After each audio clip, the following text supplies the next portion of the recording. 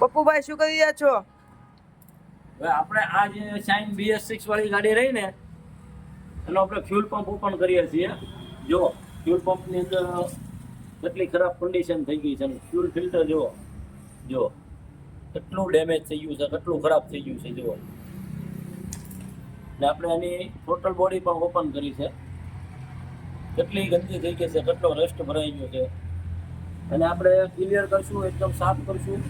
તો હવે તમને આપણે બતાવીએ. જો આ જે એનું જૂનું ફ્યુલ ફિલ્ટર એટલે કે પેટ્રોલનું ફિલ્ટર છે ને આ નવું છે, તો કેટલો બંનેમાં ફેર છે.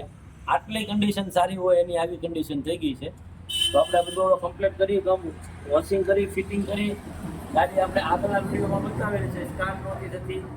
આપણે નેક્સ્ટ પાર્ટમાં મળીએ. બધું કમ્પ્લીટ ફિટિંગ કરીને પપ્પુ ઓટો ગેરેજ સીઓ કરો ચેક. ઓકે સતીશભાઈ? ઓકે, ચાલો લાવો સ્પ્રે.